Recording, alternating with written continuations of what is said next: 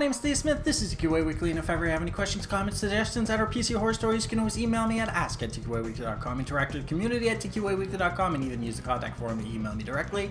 And of course, if you're watching on YouTube, Blip.tv, or Vimeo, or anywhere else I post every single week, that includes my social networking, which is posted down below on the video, you can always leave a comment down below or communicate with me via social networking. I'm on it fairly often.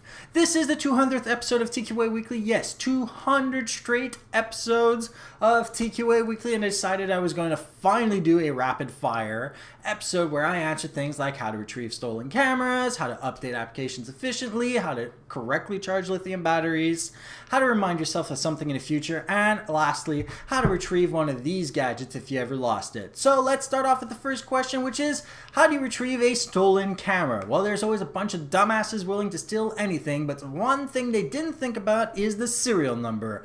All cameras have serial numbers that have their serial number laced into the pictures that they are taking.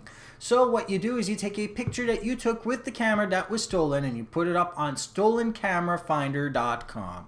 If anybody else was stupid enough to open an account anywhere else on the internet and upload pictures from that very same camera, you will find them, and if they're dumb enough to take a selfie, you can even use image comparison or image search using Google and actually maybe even get your camera back. So we're all told that we need to update our applications, and we're too lazy to do so. But one of the most effective, easiest, laziest ways of doing this is to go to Nanite.com.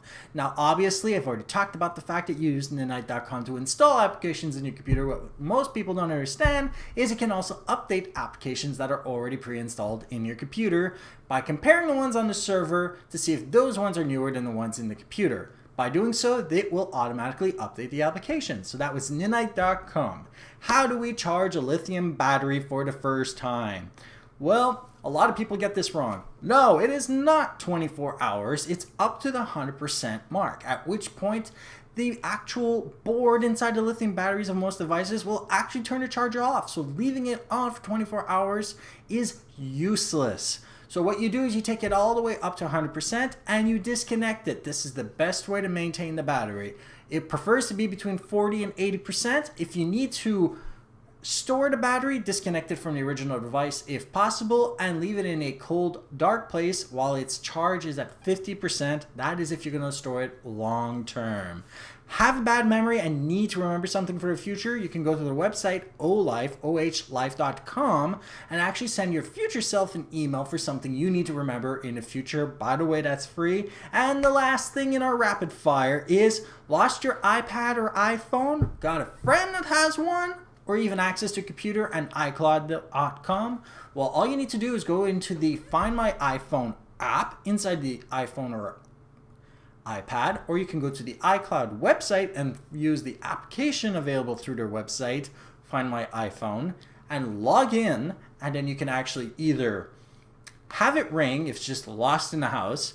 You can leave a lost message on the screen, so basically put it into lost mode so somebody can call you back. And if it was in fact stolen, you can actually erase the device completely. Now, if you had iOS 7 on this device, you'd be able to brick the phone or tablet until you got it back, basically making it useless to sell in the pawn shop. You might actually get it back, or not. But anyway, you won't get the data on it. So I hope you like this rapid fire type of question episode. Leave your comments, questions, and other information that you want to hear about down below. And of course, if you haven't already subscribed, subscribe, share, like this episode, and have a great day.